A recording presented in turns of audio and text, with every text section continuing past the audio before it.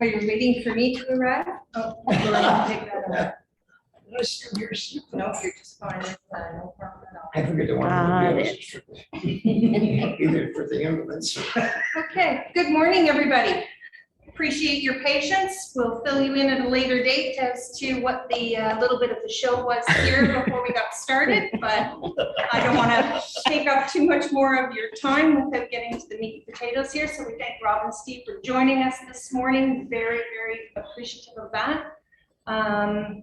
So as you know, we're going to talk about vendor take-back mortgages and everything you need to know to survive out there in this changing marketplace and climate. So I was hoping actually maybe we could start with you guys just giving for those, because you know the reality is that we haven't seen that in the marketplace for quite some time, and we're going to have agents who have never had any experience or knowledge of what that is. So maybe we can even just start with a quick overview of exactly what that is, and then any highlights that you want to make sure that we're aware of and cautionary note. I assume there'll be perhaps a couple around that. Anyway, I appreciate you guys joining us, so maybe we can start with that. So for those who have never experienced it, vendor take-back is pretty simple. It's the seller holding mortgage on the property that they've sold for the purchaser. Normally it would be in second place behind an institutional lender or even a private lender, depending on the circumstances. Only ever used if somebody's in trouble, if the market shift, something's happened, appraisal values haven't come in. It's a last ditch effort usually to sort of compensate getting a deal closed. There are a lot of pitfalls for the vendor take back, especially when it's behind an institutional first. The first mortgage has control of the house. So if it goes power of sale, if they haven't paid the first, the vendor take back second has to sit back and watch unless they have deep pockets and they decide they want to buy out the first to take control of the property, which usually isn't the case. So that is a huge caution for a vendor who wants to take back a mortgage, that they will not have control of the house, and technically they could end up in third place, because if these people don't pay their property taxes, municipality is number one, bank number two, private number three. So you can eat up equity really quick, especially when somebody's not paying because of the legal process. And once it goes legal, I mean, you're adding about $10,000 day one, as soon as it drops on the lawyer's desk to start the legal process, and then it just goes from there.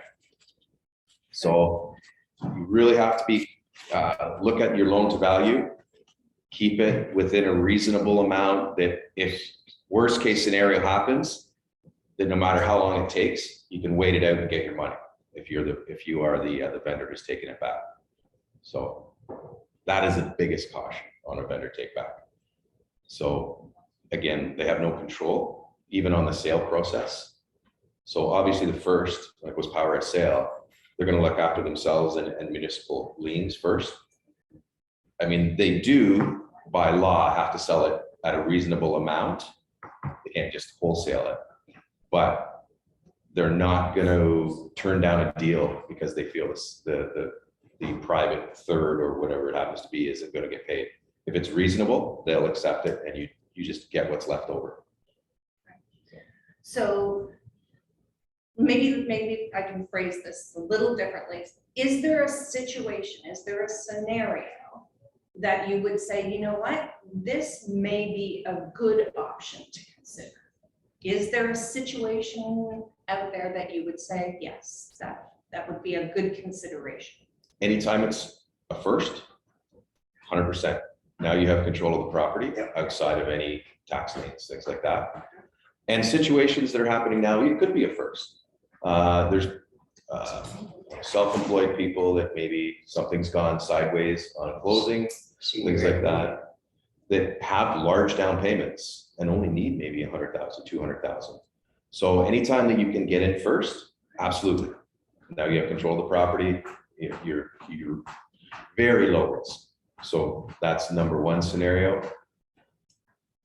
Other scenarios, again, would be low loan to value first, so that there's a ton of equity that no matter what, even if they're not making payments to you, that eventually when they have to sell the house, you're going to get your money out. So those two scenarios would be the ones that I would feel comfortable with somebody taking a vendor take back. Ron, like I said, I think of some scenarios I've tried using before. How can you guys assist us if we want to do it? Well, your vendor's going to they're going to want to sort of have somebody look after their sort of needs, I guess. So credit checks, we could look at some income stream. And normally when this stuff happens, it's not conventional income, but we can look at affordability. Okay, maybe ask for bank statements from a client. Maybe they don't earn their money the traditional way, but there is money coming in. We can look at bank statements and things like that to say, yes, there is affordability here. You're not putting yourself at risk for them never to make a payment. Paperwork, I mean, there has to be a commitment drawn up. There has to be instructions drawn up, things like that. So, I mean, that's, if your vendor's going to take something back, they need somebody to look after that part of it. I'll tell you, in my scenario, I'd love to see if you guys can put a package together in order that I can actually push it a bit, because a lot of my clientele now trying to get out of the property that they paid for over the last 10 years. And they have nothing else to do with the money. They're financially well off.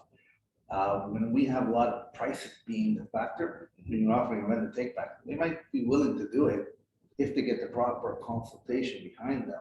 Yeah. And someone saying, yeah, you're at risk, it's just a long-term investment. Yeah. For them. Absolutely. I would love it. You guys can actually have a package and you guys can actually handle that part, even do up the clause and what rate you should be asking. And I personally think I can get a lot of people into this. They don't need the money.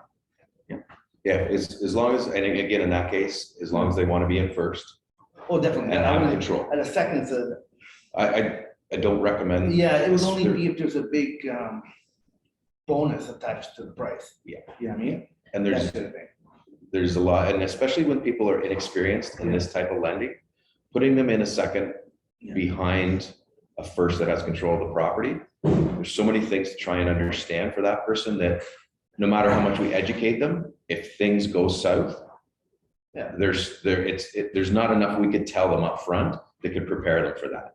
So I just, With that second mortgage and like you're in a tight situation, is it still viable, legal, I don't know, to take back that second mortgage with the intentions of selling it? We used to do this in the 80s. You take back a $20,000 second at 10%, and you turn around and half a dozen lawyers that buy the damn thing for a couple of $1,000 discount. Thank you very much. yeah, you can still sell it off. I mean, to the borrower, it's still the same. It's transparent because they're still going to owe the same amount of money at the same interest rate. You've just sold short for your money up front. Yes, right. Yeah. So yeah, that part is sort of in the background that Almost a third layer, in a Yeah. sense, right? Here's a question that's always bugged me. I probably knew it and forgot it because I am that old. But, sorry, but I've done this first mortgage thing a number of times. Now, when you're looking at someone in their late 60s, early 70s, they're going to hang around for another 10, 15 years, and they're taking back a first. Like the equity on that, or the principal interest on that mortgage, is that taxable? yes. So where do you retain your equity discount, like your tax evasion? Well, I mean, everybody makes their own choices at tax time. Yeah. You could choose not to claim that. Oh, I mean, it's very be in the ground before the cash. It's very hard for the government to Yeah. track something like that. I mean, that's everybody's personal preference. Yeah, It's very hard for the government to track something like that but because you're only registered on title, you're not a registered owner. right. But now, I guess what I'm trying to say is like your interest is taxable, but the equity part of that, which doesn't really start kicking in until after the fourth or fifth year, is that still taxable? Because that, you know, I mean, when you look at your equity of your home, it's tax-free, right? Yeah, well, if it's primary residence, it's tax-free anyway. And even if it's your primary that you've sold and you take back a mortgage on it, once you've sold, that's done. So any equity that's sitting in that property isn't really yours anyway. It's the owner's. You don't own it anymore.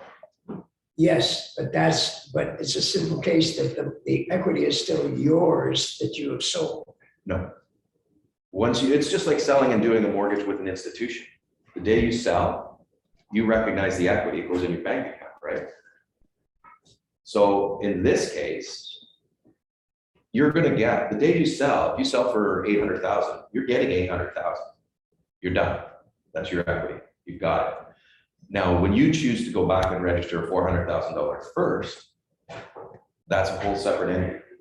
Now you're a lender. They're two separate transactions. Yeah. And that equity is no longer yours from that day forward. Now, what's yours is the $400,000 mortgage and the interest coming in on that. That would be what, if you choose to claim, that would be what you claim. Now, if it's a secondary property you're selling, you're going to pay your capital gains at the time of sale anyway. So I always recommend people move in for 6 to 7 months and then sell the rest from underneath the covers.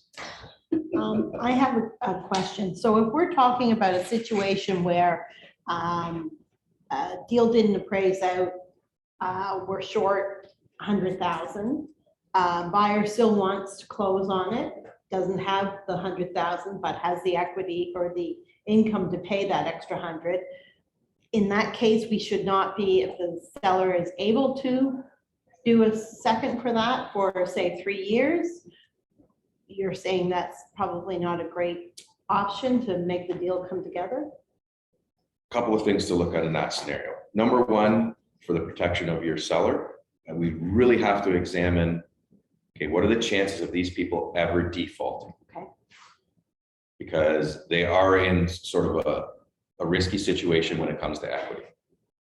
So in that case, you'd want, I mean, this would have to be, the first would have to be with an A bank. Everything, all the boxes would have to be ticked. Yeah. Great income. Yeah. Job stability, credit history, all those things would have to be A1 for it to even consider. Mhm. So yes, you would. You'd also look at the geographic location of the property and is this a declining location? Is there a circumstance that it's going to go back up? You know, there's a lot of things. Yeah. Like, thirdly, if you're taking back a vendor take back because for whatever reason you can't close, whatever interest you're charging on that vendor take back, and so the terms and conditions of that mortgage have to be disclosed to the first. It now becomes part of your total debt service ratio. So that it could, the first could come back and say, okay, now you've told us they're taking $100,000 vendor take back at $899. It's $800 a month. Well, this doesn't work anymore. When we put that in our service ratios, Right. so now we're only going to lend less if you're doing that. So, Okay. So and it impacts qualifying criteria. Yeah. and there's no way to hide it because you have to show confirmation of down payment to the first lender prior to closing. So they're going to see that this part of this is coming from a second mortgage. So everything opens up more questions and more questions. And that's why there's very, very few scenarios when they're in second that would actually work because of how it impacts the first. So just from a technical qualifying perspective, there's challenges that Yeah. likely are not going to allow that Yeah. to come to fruition. And there are other times, like sometimes rural properties, if the borrower is using an alternate lending channel, say an institutional lending channel, but not an A bank, a lot of these ones will only go 65% in rural locations that are on well and septic. Well, so it's not the fact that they don't qualify financially for this, it's just that this lender is only going to lend this much money in this geographic location. Property, not the. Yeah. So now in that scenario, you could say, well, you're comfortable with your seller taking another 10%. So now it's 75% loan to value. You disclose that to the first, they have no problem with it. So there's certain scenarios that works. When you're trying to do it because income falls short, it almost works zero. Yeah. it really doesn't work. Yeah. Because it just makes it worse. I've been involved in it 3 or 4 times, and the only time it's ever worked was on vacant land. And that's in first. Vacant land, Yeah. and that's a first. Yeah. Yeah. On vacant Absolutely. land, it never has, it's always come back to income, or it's always come back to generation. It has to be accumulated with the first, and now they don't qualify. Exactly, yeah, and that's the biggest pitfall, especially when you're sort of upfront, maybe thinking this is the scenario. You don't even, if the people are thinking, yes, I would be willing to take a vendor take back, whoever buys my house. But whoever buys it, they don't know who the buyer is yet and what their situation is, right? So it's, Buyer to qualify. Yeah, I've been getting some questions lately about, can you use that to avoid like a CMHC fee or that kind of thing? But it really doesn't matter because it's going to affect your total debt ratio anyway. Like you're still going to see the down payment. yeah, well, you could Yeah. do it that way. Because, I mean, certain lenders, the institutional ones, like the A lenders, they want to see 20% of your own money. Yeah. But if you get into an alternate lending channel, sometimes they'll say, we're okay with this. We'll go up to 75%. We want to see 10% of the people's money, at least 10% of their own money in here because they want to have some skin in the game. And then you but again, now you're up to 90% and you're behind the first.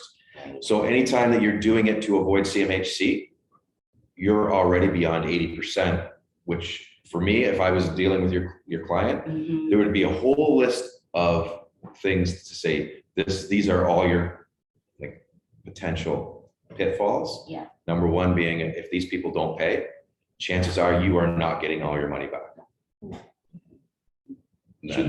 Should you put together a side letter of understanding and get them to sign it? Oh, absolutely. There would be, if somebody was going to do this, I mean, you'd have to get a lawyer involved. Yeah. And there would have to be some schedules that are put in there. And if we're doing it, I mean, we have to, under the FSCO regulations, we have to talk to them about the pitfalls and Yeah. everything. Yeah. We're required by law to make sure that they're aware of what they're doing as best we can and the potential of things that could go wrong and the risk associated with doing something. A lot can happen in 3 years. Absolutely. Yeah. 6 Just want to months. make sure that we've acknowledged anybody that's joining us via Zoom. Is there anybody that had any specific questions, or you guys have been awful quiet, didn't want to monopolize?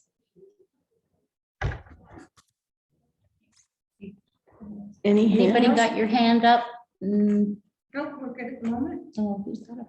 All pretty clear, thanks. Okay. Too well behaved. Thanks. Trying to- Yeah. Or- Is there any institutions that are actually working with that all the time? I know some won't allow it no matter what. Yeah, most of the ones that would readily look at something like this are the alternate lending channels.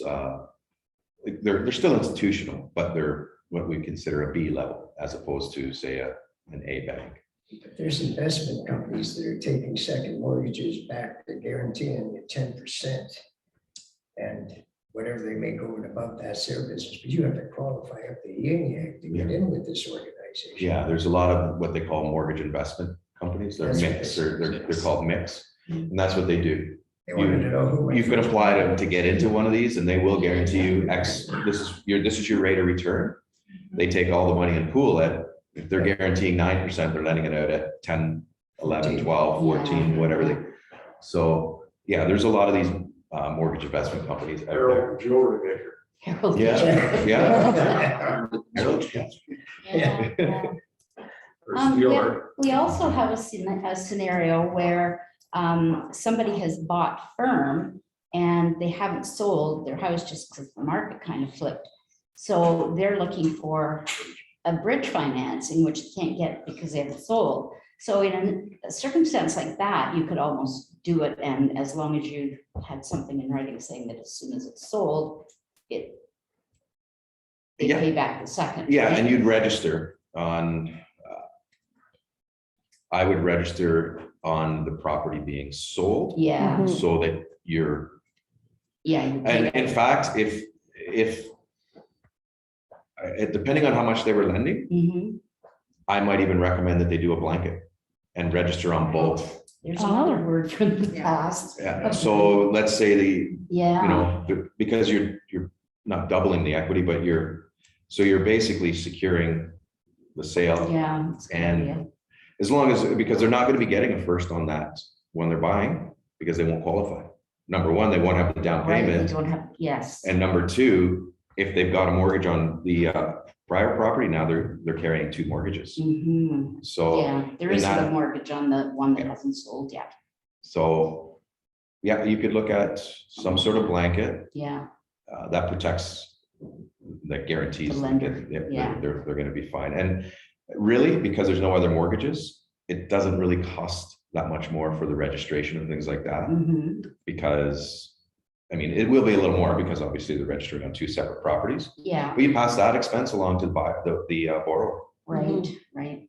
The other thing to remember too, anything private, when it's over 50,000, Mhm. there has to be separate representation for borrower and seller. So in an institutional mortgage, Mhm. the borrower says, okay, this is my lawyer. And the institution sends everything to that lawyer. They look after both parties. Yeah, When it's private, there has to be a lawyer looking after the lender and a lawyer looking after the borrower. okay, Is separately, yeah, because and that's only if it's over $50,000, yeah, because they each need legal representation and independent legal advice. yeah, Again, but all these expenses, as the lender, you just pass them on to whoever is borrowing money. They pay everything. You as a lender, just sit back and let them pay for everything. yeah, interesting. Mhm. Are we running into this right now, Rob, with houses that people have bought for, and now the house prices have dropped drastically, 20%, 15%, whatever the year dictates. I just closed one 2 weeks ago. People were $175,000 short. What was the sale price of the house originally? They estimated they were gonna get $1 million. And they got 830. Yeah, So I had to go, I mean, it was a scramble. We had to do a private mortgage, and it, not only did they had a 120-day closing, mhm. the house was sold 2 weeks before the closing date of the purchase. Oh. So I had to get a private mortgage on the purchase, because there was Mhm. not even the alternate channel lenders would even look at it, Yeah, because it was such a risk. Why haven't you made it like a law, not you necessarily? Rob, Come on, make the Rob. law. But like, why is there a requirement of both buyer and seller to qualify for the deal? Right, like this whole $1 million, all of a sudden selling for 1.5 shortfalls, 100 and change and whatnot. And the bank gets to back out of it just a couple, 3 or 4 days before closing if the shortfall is there. Why doesn't the government put it together in such a way, regardless of all the multiple offers and the crap that goes on in that respect, make it a definite part of the program, whereas the house qualifies for the financing, the buyer qualifies for the financing, and the deal closes whether the lending institution likes it or not. They got a cough with everybody else. Because they are the government. Yeah. yeah, but it's a CVC. And you think about the banks, they're at arm's length of the government. Yeah. That's the Bank of Canada where they get their money from. Well, they throw more money of ours out the window than we can keep track of. The least they could do is help us out a little bit here. The only way the government could ever introduce something like that is if they are gonna step up and say, okay, the house sold for $150,000 less. Okay, institution, you do your mortgage what you can, and will government back the remainder. Because they can't monopolize the banks and say you have to lend, But once they commit, they should have to lend. but they commit based on what's presented. Right. So if you tell them you need a $500,000 mortgage and then you end up needing a $650,000 mortgage, well, they didn't commit on it. Nobody should. But if you qualify for the $500,000 mortgage and the value of the real estate drops so that you still need the 500, but the equity that's involved in qualifying is depleted. Now you gotta come with a shortfall. But- Sorry, I don't mean to beat my gums about this. but- No, but the other part of that commitment is it has to appraise value, market value. And if you come short at market value, again, that's not. This is what I'm saying, once they do the appraisal, that commitment of that appraisal should be the bank's commitment regardless of what the mortgage is doing after the fact.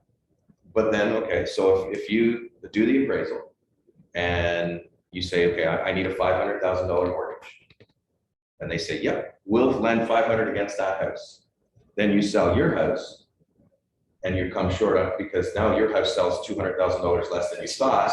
Yeah, but the banks do that. For the most part, if you've done your due diligence as a broker or someone who works in a retail branch and you've had the appraisal done, you've confirmed income, you've done everything, that piece of the puzzle, the banks, they're okay with it. Yeah, we're gonna close here, everything's good. It's then when you come back and say, well, guess what? Now we need 650. And this is what's happening 3 or 4 days before closing. But that's not, you can't really put that on the institution, right? Because Not they're that still particular saying, we'll close, Yeah, but you need enough down they'll payment. do what they said they Yeah, were we'll gonna close do. on the $500,000 mortgage, but where are you getting the other 150? What can you, like, and then, of course, so that's, I'm hearing that the appraisals are 2 weeks, 3 weeks. I just had one, CMHC or any of the insurers, they have #1 priority. And I just had one, it was a purchase plus improvements, 10 days, Yeah. and that's CMHC. Yeah, All I of a have sudden, no somebody idea, had to come I have no idea what these interest rates are going. So they're just looking at it and saying, your appraisal is good for 2 weeks, 3 weeks. You better close pretty quick. And the banks are getting extremely picky too. I'm doing a refinance right now, it's kind of off topic, but it's a long closing. Their mortgage doesn't mature for 120 days, which is the maximum time we can hold the rate. So I've sent everything in, all income confirmation, complete deal. Just got an email back saying, down the road again, I have to do everything over again, and that's never happened before. Yeah. They want complete income confirmation again, and so I question why. Is there a problem with what I've sent you? No, it's just a long closing, and we want it again afraid somebody might lose their job Yeah. or. On a refinance. on a refinance. Wow. Yeah, so there's so many things going on right now. Asia were the 80s, Yeah, really. just a difference.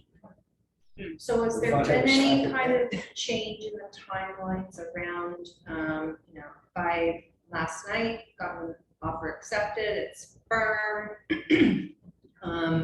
Closing in 60 days. When's that appraisal likely to happen on that property? That property would be one that you appraise right away. And for me, I would want it appraised right away, especially in a market that's volatile. Yeah. Moment that the bank hits the button and has a commitment, the next thing you do is order the appraisal. So that you're appraising in the same market. What if I changed the scenario a little bit and said it was a December closing? Now it's checked with, I would check with the lender. I'm gonna order the appraisal today. Are you okay with that? Get them to commit to me, because now I have something in writing that says, you said you were okay with this.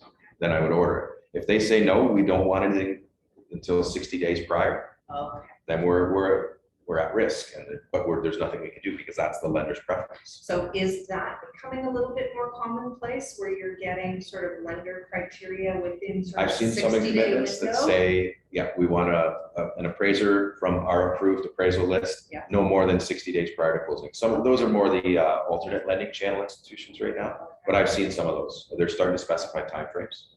That's actually really good information for us all to have then in terms of writing up deals. with Yeah, closing keeping dates, your right? closing dates tight.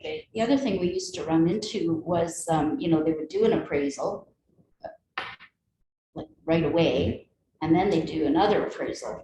They'd be knocking on the seller's door while they're packing the boxes and wanting to get in to look at it again, right?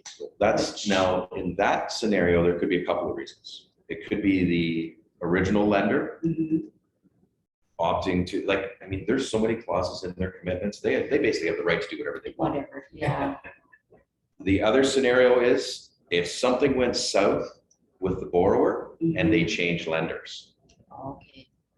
So now Yeah. every lender has a specific list of appraisers. Mhm. And if the original appraiser that did that property isn't on the list of the new lender, Yeah. now you have to send somebody new out. Okay, that If makes it's sense, on, if yeah. they're on the same list, you can get what's called a reporting letter, or they basically assign the appraisal from one lender to another. Okay, They probably go ahead and do a drive-by if it's been yeah. 30 yeah. or 60 days, just to make sure that, something didn't happen to the property. Mhm.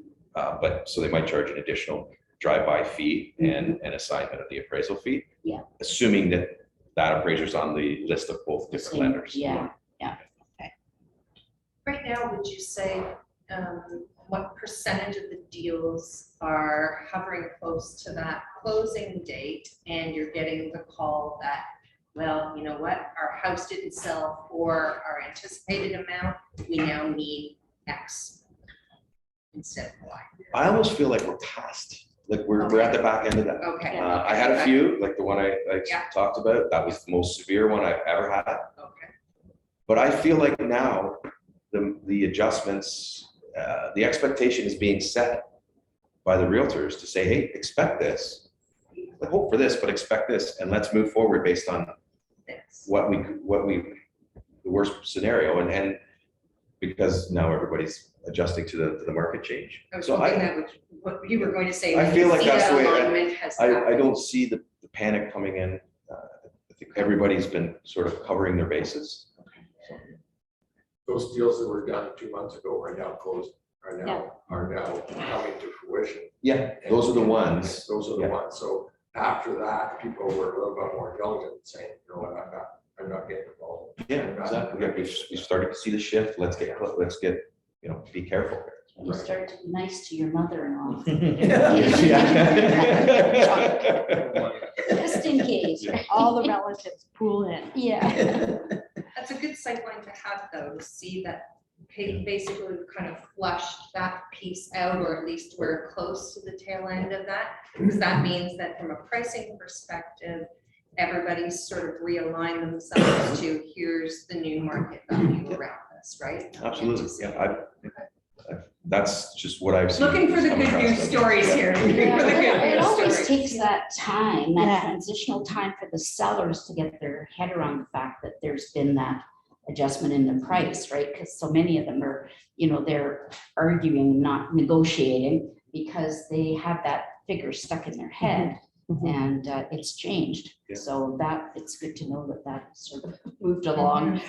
It's always the house, house on the other side of the street that's smaller than mine just sold 3 months ago. Yeah, how come I can't get Yeah. more than they? 3 months ago. But I think that people are wrapping their head around that now. They are. They're Yeah. coming to the point where they're realizing I can't get what Joe got across the street. Yeah, but it takes, But I'm not buying for what Joe bought. exactly, yeah. Yeah. Hopefully they're buying in the adjusted market as Yeah. well, right? Yeah, But that takes, that's education from you guys that Yeah. are setting the standard and saying, this is, you have to understand this, that we've had a shift and you're educating them, right? Yeah. So, and that takes time.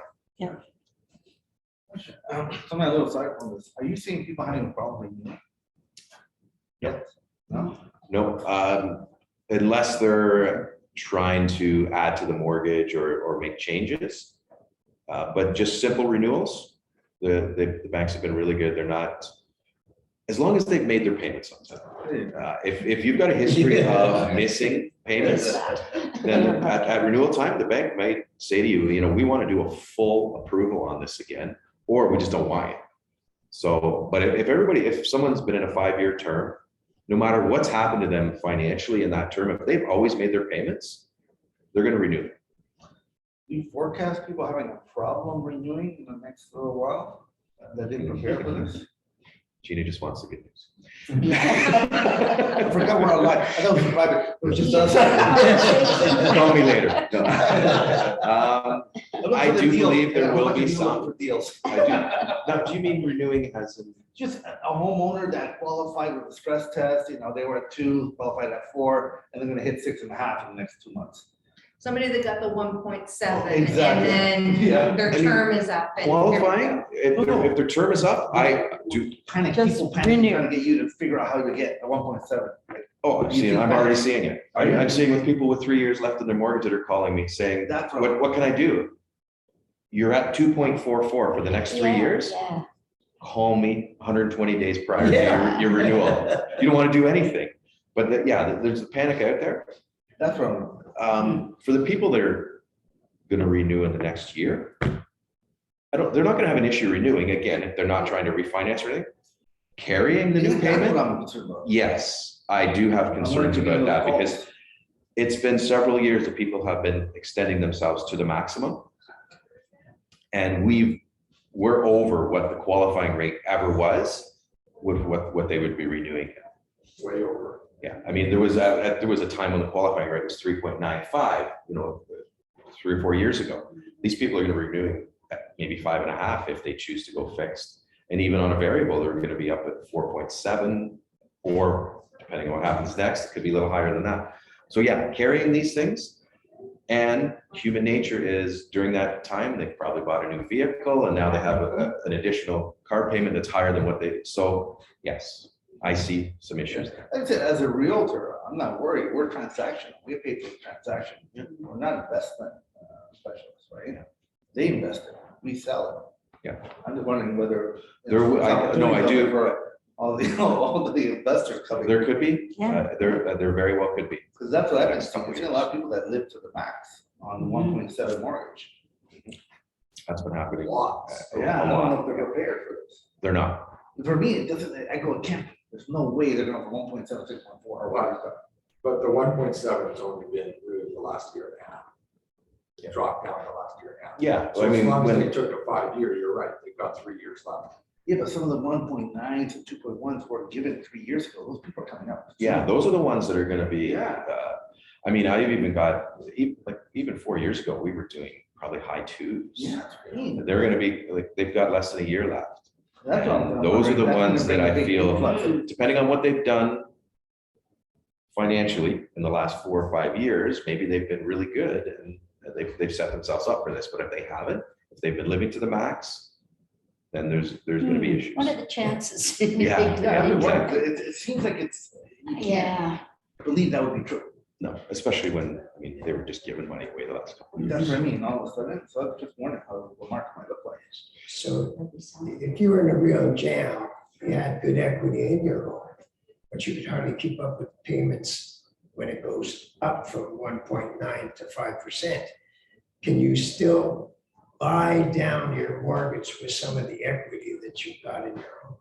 Or if we get complicated here, Buy down, as in buy down, you mean buy down the rate of the The mortgage? interest Yes. rates, so your payments lower. No, I they know won't, they don't, they don't, Say yeah, like that 3 doesn't, homes. that doesn't exist anymore. But not on. No, they won't take the, so basically what you're doing is paying the difference in the That's interest up front. Yeah. Yeah, they don't, there is no guideline or plan Do you for think that. there You would think there'd be a ton of gain in it. So for the again, home. when things start happening and they have to get creative, Yeah, these could be scenarios that maybe will come up they're again. just holding the, And, CMHC is gonna be involved in anything that happens, even though these are not CMHC Yeah. insured mortgages. They're the arm of the government that's gonna be involved in everything. yeah, So Hmm. it's cumbersome, and I don't think it will happen fast enough to save.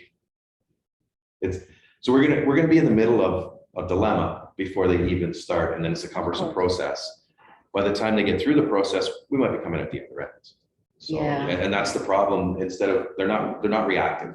Yeah, year and a half to 2 years adjustments for the rest of the 80s like that. This shit is.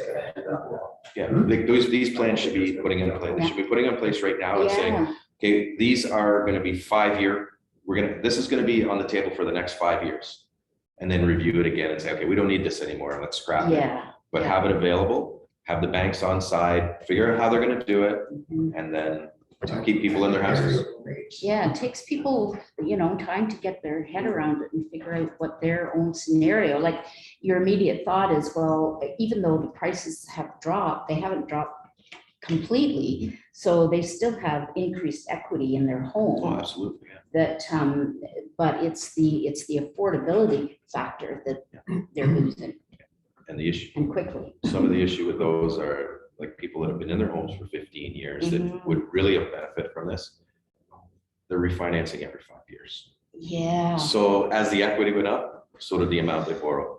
Oh, See this constantly. Yeah, it's an interesting thing that's been happening, like when we bought our house, it was like, well, your goal is to pay your mortgage off. Mhm. Yeah.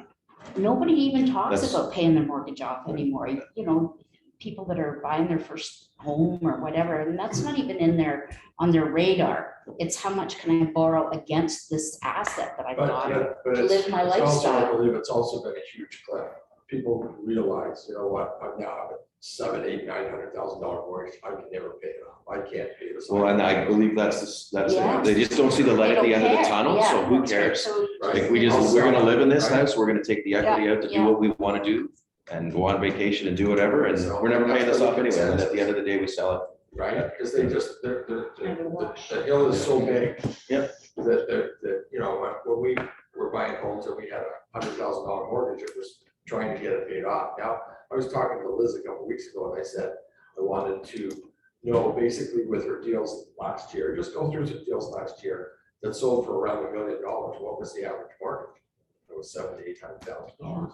Yeah. And I think the couple that has that $700,000 to $800,000 mortgage, their consensus is we're just gonna live our life, we can never. pay this off. Absolutely. Yeah. We'll live in this house for 5 or 6 years and we'll sell it, maybe we'll make even more money, we'll make money on it, because they think it's gonna continue to go up in price, right? Because that's what's been happening over the last 6 or 7 years. They're not worried about it, as long as they can afford their monthly payment and afford the car and whatnot, they're fine. Yeah, their budget is Because that's just the to get by, consensus of- Yeah, and yeah. that's how they budget, and anything above that is great. Of this generation, it's just like, it's been such a hill to climb to be able to do what we tried to do when we were buying homes for, $250,000 and $300,000 with a $80,000 mortgage. Our goal was to get that mortgage paid off. Yeah. Yeah, absolutely. Right, that was our biggest goal, and that was coming from our parents, who basically did everything they could do to get their $50,000 mortgage paid off. These kids now, they're like at $800,000-900,000, they can never pay them off. One of them bought the house in Toronto for 1.5 with a 1.2 of mortgage on it. They're the If only your one that kids did- want to take out life insurance policies on you, don't let All of a sudden you wake up one morning, you need a new Don't bed, wake up. mom's pregnant. You don't wake up. Don't wake up. What the hell is paid for? What, you know what I mean? Yeah. That's just a consensus now that we run up against, that they don't believe that they could ever pay this It's just off. been generationally, it's just changed. Yeah, I'll be honest, actually, all day yesterday, I was dealing with some people, they're the refinancers, and they're older. Well, I'm very, I have come across people that are, they come to me and we want to do one more refinance because we're gonna retire at the end of the year. So they want to take the max out while they still have their income, and then they're gonna retire. yeah, I did, last night I worked with big numbers for somebody. yeah. Good luck. That's what Yeah. it You is. rate the whole mortgage. I warn them, you have to pay this even after you retire. Freedom 95. Yeah, I just had that, and there's no way out. People have no way out. Yeah. I worked out rentals, and they're gonna downshift their lifestyle, as there's no tomorrow. Oh, And older people, but they live the life for a while. Yeah. Right? Basically, the refinance is being leveraged to pay the monthly payment. Yeah. at the same That's time. So what's happening is, they're robbing Peter to pay Paul for say 3 or 4 years. Mhm. And then at the end of that, they refinance to pay off all the debt they've accumulated during that 5-year term. And then it's like rinse and repeat. They just do it again. But it was And- great when the houses went up. The rates Yes. were low. Well, and I'm warning people now, that it's your last kick at the can. Don't charge this stuff up again because you're not gonna be able to do this again. I thought the people was too late. Yeah. Definitely. Something go back to what Robert said, is the buying down the mortgage rate already available? We used to sell homes saying, Yeah. mortgage is being bought down, like, No. There really isn't a program out there for that. That's what I'm saying. There could be, That's weird. I mean, it's no loss to the lender. As a matter of fact, they're getting the interest up front. yeah, but they just don't have anything in place to do that. Reinvent. Well, that's what I said. They need to be Yeah. proactive and get these things in place now before we run into It used this. to be one of the ways we sold the homes, remember? It was the mortgage is 1% less than market. But it's been so many years that everything is run so smoothly and everything is sort of Yeah. they've just eliminated all these programs because they never thought there was a need for them. All those people But have retired that used to specialize in that Well, kind of that's the stuff. thing, and there's the right? creativity is not there anymore, Yeah, right? Because yeah. the people who have been doing this for the last 20 years haven't experienced any of this. No, that's right. Everything's what, sorry? The people, the creative people that they're all retired and they've moved on. These programs have been eliminated, and now the people that are in there in the institutional, the VPs and whatnot, they haven't experienced anything like this during their tenure. Mhm. So they're not creative enough to say, okay, there's something that has to be done so we don't run into a big dilemma. Wait until your seniors run out of the $60 or $60,000 home, what is it, reverse mortgage? Yeah, the reverse They mortgage. last all of a year and a half and you're still going for the equity on your home. Makes no bloody sense to me. Reverse mortgages are the biggest pitfall you've got going. Yeah. I want to make sure I circle back to you guys that tuned in. Watching. If there was any questions or comments you guys wanted to add in? No? No, all good? Good. On You your got a end? card Okay. game happening in the background there. No. Do we have the volume up? Who muted them? I think Rick's saying, are you saying something? No, he's just shaking his No. head. Nothing. Nodding his head. Actually, I had another question, because we always try and anticipate when we might see or forecast when we might see some shifts in the marketplace due to sort of actions that people took at a certain time, right? I mean, so I'm wondering, is it a fair assumption? We always used to say, okay, you know what, when people typically would take out, the majority of people were doing a 5-year term.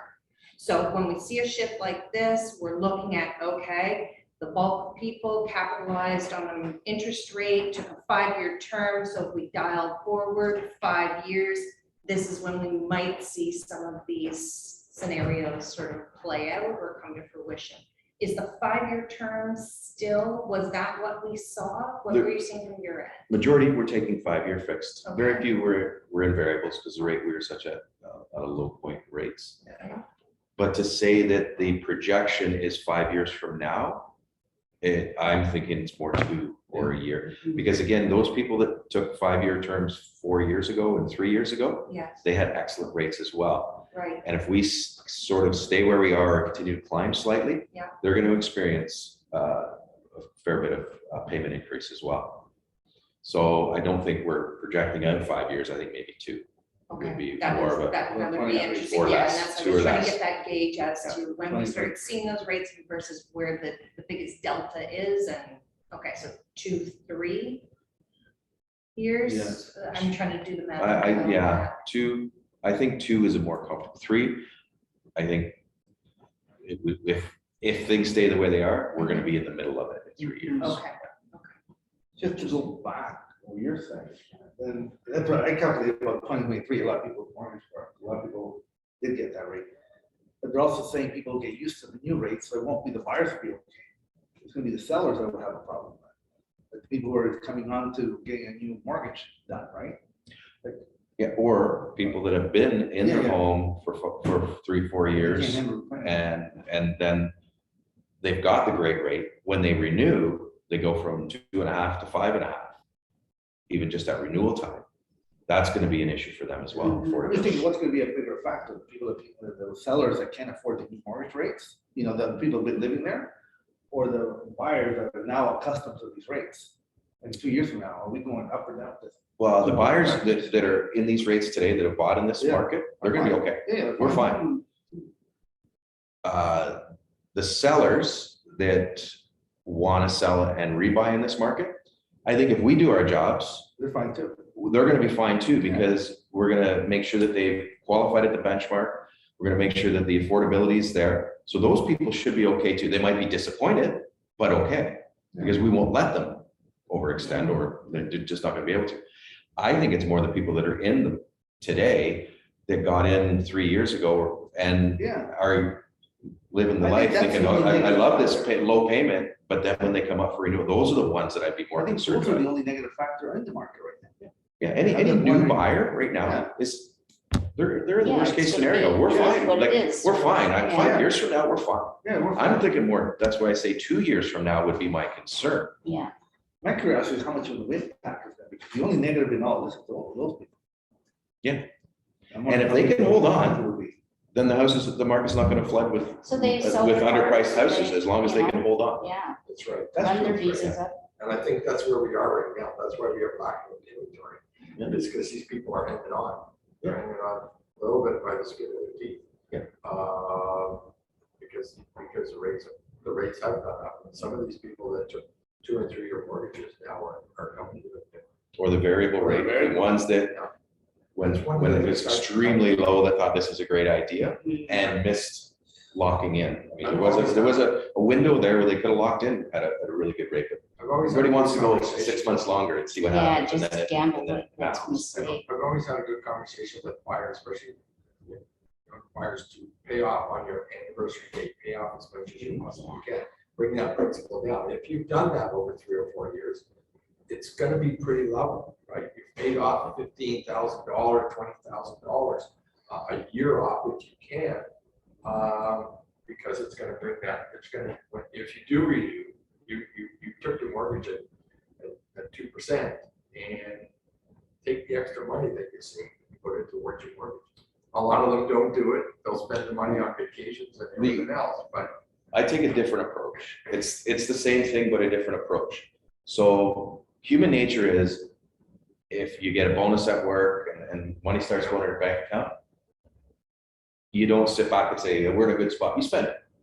You do, right? You find a place to go. So what I tell people is your biweekly, weekly, monthly payment, whatever that is, increase that. Right, The yeah. money doesn't go in your bank account. You never You don't see it. see it, it's gone. But at the end of the term, you've done the same thing. yes. And that way, and a lot of times what I'll say to them is, if you've taken a variable, you qualify at the benchmark rate. When the variable is at 1.5, I said, set your payment as high as you can get it. Yeah. Because that's all principal. And then when it starts to go up, you're fine. Because you've already done your due diligence. Yeah. makes So- sense. Don't you think that there's sort of two profiles in that scenario? There were those that got that interest rate and they kept it so tight. So they bought the bigger, more expensive home and then kept those margins really tight. And then there was the group of people that went, this is a very, very comfortable place. We treated that as disposable income and kind of led the life and did the purchases and those kind of things. But that's- right. That's sort of human behavior. Yeah, And we can't no, alter that. We can only give advice. Exactly. And the ones that, prepare themselves are gonna be okay. But if someone's living to the max and they're not worried about, again, like Ken said, we're always gonna have this mortgage, so Right. let's just make whatever payment we have to. Those are the ones that could be. But those people at least are insulated enough that that's a personal lifestyle choice. I will no longer spend on this. I can then make my payments, right? But if they there's some can, that if they can don't have adjust to that choice. Fair, but others, Yeah. the choice is almost taken away from them. They were so tight that when those rates jump, they can't. I mean, up until recently, they were okay because they did qualify. I mean, this benchmark rate's been around long enough. Yeah. So there was a buffer. Yeah. It's just now that the rates have gone beyond where the qualifying rate was 3 years ago. This is so the buffer that was built in, is it a buffer anymore? When did that stress test? 2 years ago? I think it's 3 now. 3 years ago. Yeah. So those people. But it came into effect, it was a 2-tiered effect. Because there was a high ratio stress test, and then it became all of it. So a high ratio is probably close to 4 years. Yeah. 3 for, yeah, it was in April of this year was the 3rd anniversary of the conventional stress test. The stress test, right? So those people did qualify at 2% higher. Yeah, but at 2% higher, it was still only 4%. I know, And that's where we're at now, where the rates are, if they're 5.5, right? these people are well Still beyond a big If we have a difference. hand. beyond their buffer. Yes. I have to. Oh, because yeah, I have- and I have actually, I'm another looking, appointment our after, 30 yeah. minutes to Susan. thrive has, we've been really thriving. Susan, I noticed that you got your hand up, so maybe we'll let you have the Yeah. floor. I just wanted to thank Rob because I've always done that with my own mortgage. You always get an odd number, and I always round it up to the next 100 or the next 200, so that it's a nice even number to pay. And it does the whole, goes right to the principal. And I always recommend that to my clients as well. And it took me a long time to convince my husband, but we do that all the time. Well, that's perfect. Everybody should be doing that if they can. All right, anybody else who's joining us virtually? My apologies for we're gonna have to change this to 65 minutes drive for next one. Anyway, it was a great subject matter, lots of great information. Really, really appreciate your insights and your time. And thank you, everybody. Thank you, Thanks, guys. everyone. Thank you. Thank you. Rob and Steve. Great. Excellent. Have Thank a you. wonderful rest of your day, everyone. Thanks again. Bye. Thank you, Rob. Yeah.